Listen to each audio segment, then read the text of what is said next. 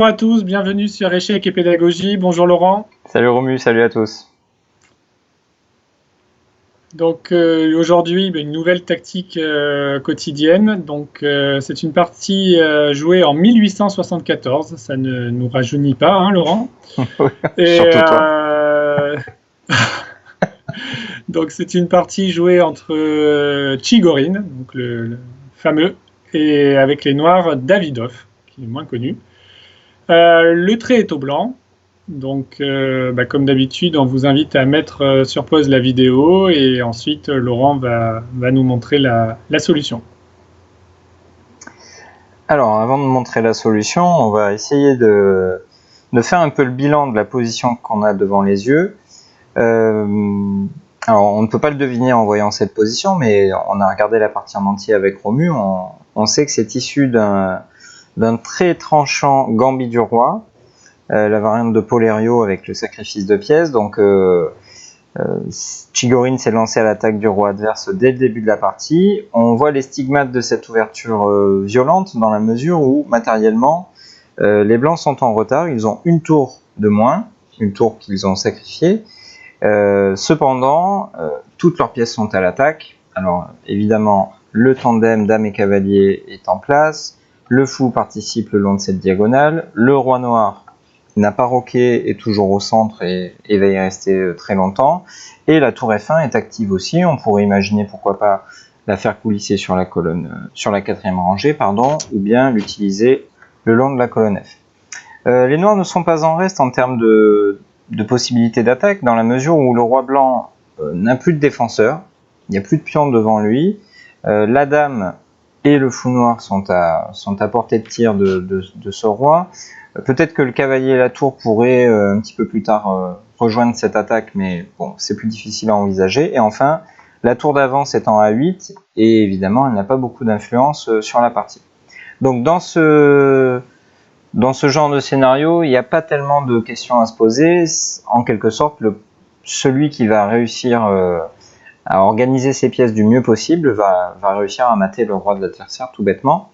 Et ici, avec les blancs, on n'a pas trop le temps de lambiner. Il faut tout de suite s'en prendre au roi adverse, ne pas laisser le temps aux noirs de construire leur propre contre-jeu. Et donc, naturellement, il faut s'intéresser aux échecs, notamment. Et ici, il n'y en a qu'un à notre disposition. Donc, c'est celui que Chigorin a choisi. Alors, que fait dame D4 échec? Évidemment, ça fait échec, ça force les événements, comme on l'a dit.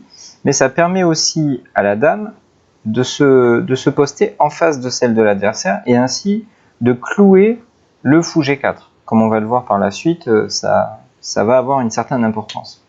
Après roi C8, qui est le seul coup logique, on va dire, on arrive au clou du spectacle avec cette magnifique interception par le coup fou E6. Impressionnant comme coup. Vraiment surprenant. Parce qu'on a une tour de moins. Alors bien sûr, les blancs sont à l'attaque, donc quand on attaque, on sait très bien que la valeur des pièces n'a pas une grande importance, mais quand même, il faut en garder quelques-unes pour pouvoir faire mat à la fin quand même.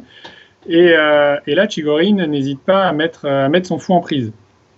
Et donc tu l'as dit justement, la dame en D4 cloue le fou G4, donc déjà, ce fou en E6 n'est pas vraiment comestible par le fou G4, puisque sinon les blancs prendraient la dame et auraient un avantage certainement gagnant, déjà matériellement, mais surtout positionnellement, à cause notamment de la tour A8 qui va avoir bien du mal à entrer en jeu.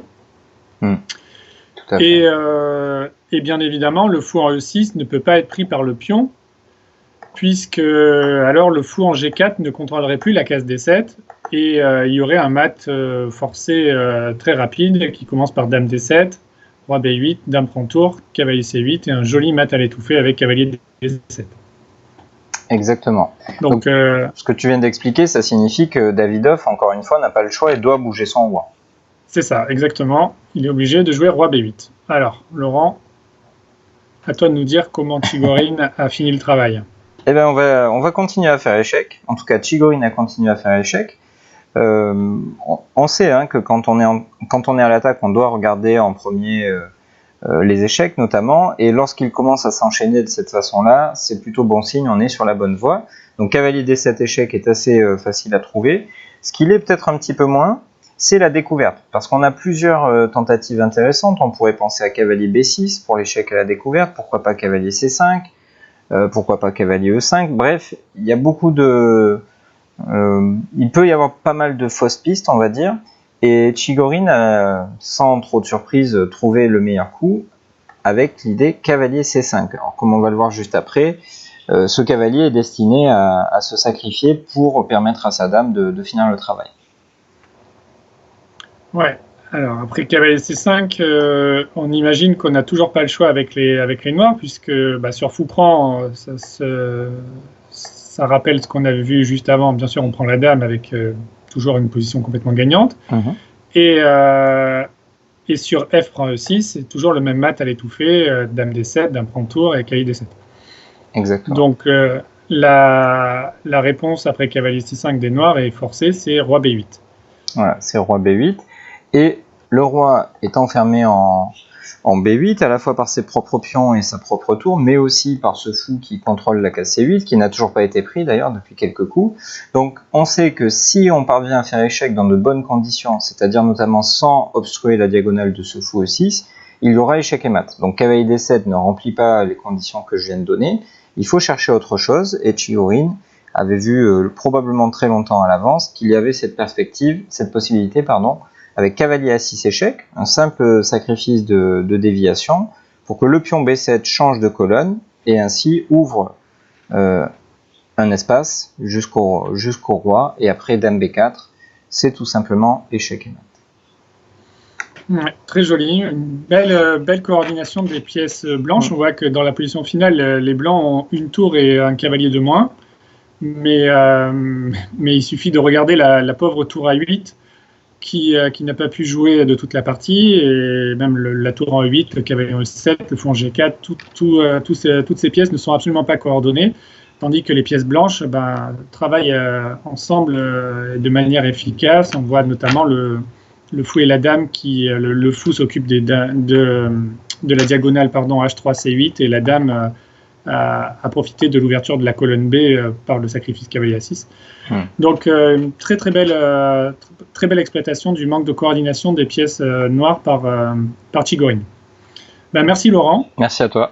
On espère que cette vidéo vous aura plu. N'hésitez pas à la liker, à la partager éventuellement sur les réseaux sociaux. C'est toujours sympa lorsque certains d'entre vous le font. Abonnez-vous à la chaîne si ce n'est pas déjà fait. Et bien sûr, on vous donne rendez-vous dès demain pour une nouvelle vidéo. Au revoir. À bientôt.